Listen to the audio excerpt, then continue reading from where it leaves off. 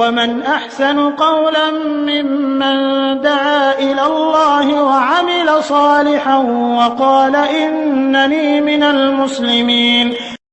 আসসালামু আলাইকুম রহমতুল্লাহি ওয়া আমাদের একজন ভাই প্রশ্ন করেছেন যে উনি বিয়ে করেছিলেন 30 লক্ষ টাকা মোহর বিনিময়ে, তো সেটি পরিশোধ তো করেননি।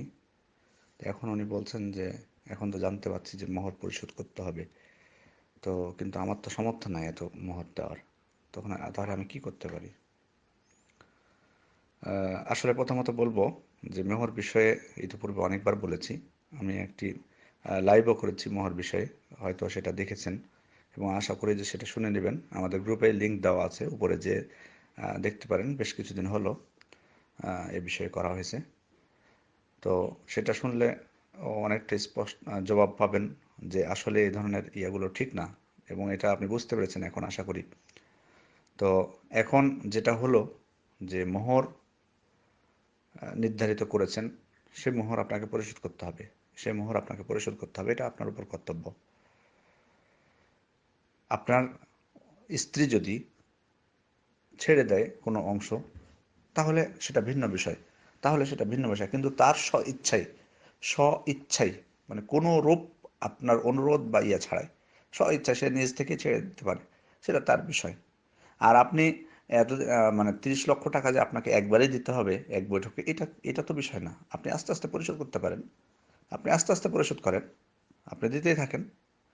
তারপরে যদি আপনার স্ত্রী ছাড় দেয় যে না আর লাগবে না, বা সে ইয়া করে দেয়, তাহলে সেটা এটুকুই সুযোগ আপনার জন্য। কিন্তু এর মানে এই না যে আপনি অনুরোধ করবেন তাকে যে তুমি আমাকে ছেড়ে দাও বা কিছু, না, এটা করা যাবে না। কারণ এটা করলে তো জাহেলি যুগের মতোই চলে আসলাম আমরা। তো সেজন্য তার স্ব ইচ্ছায় আপনার ওয়াইফ যদি আপনাকে ছেড়ে দেয়, সেটা আলাদা বিষয়। সেজন্য আমার এই বক্তব্য যাতে আপনি তাকে না শোনান, কারণ এটা শোনানোর আপনার উদ্দেশ্য হতে পারে যে সে যাতে ছেড়ে দেয় আমার কথা শুনে, এটাও যেন না হয়। আপনার কিছু আপনি এখন যথাসাধ্য আপনাকে চেষ্টা করতে হবে আপনার পরিশোধ করার। আপনি আস্তে আস্তে পরিশোধ করার চেষ্টা করেন যতটুকু করা যায়, কারণ ভুল তো করে ফেলেছেন। আর আমি মনে করি যে মানে এ ধরনের শিক্ষা হওয়া উচিত আমাদের।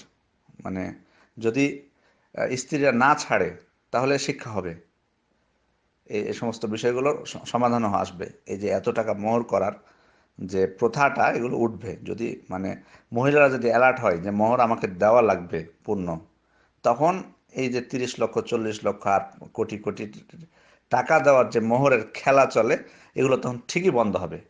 কিন্তু আসলে মহিলাদেরও তো শিথিলতা আছে, বা ওরাও তো জানে না হুকুম আহকামগুলো, যে কারণে তারা মনে করে যে আমি বাধ্য মনে হয়, বা আমি না করলে তো সমস্যা। তো এই কারণে মানে এ ধরনের দুই একটা যদি ঘটনা ঘটে বা করতে থাকে, তাহলে কিন্তু মানে এটা সঠিক একটা মানে মানে সঠিক মানে মোহরের যে বিধিবিধানগুলো, এগুলো ঠিক অবস্থায় ফিরে আসবে যদি তারা টাইট থাকে এবং আদায় করে। তখন মানে বুঝবে সবাই, পুরুষরা তখন বুঝবে যে মোহর দিতে হবে আমাকে, তখন সে অনুযায়ী সে নির্ধারণ করবে।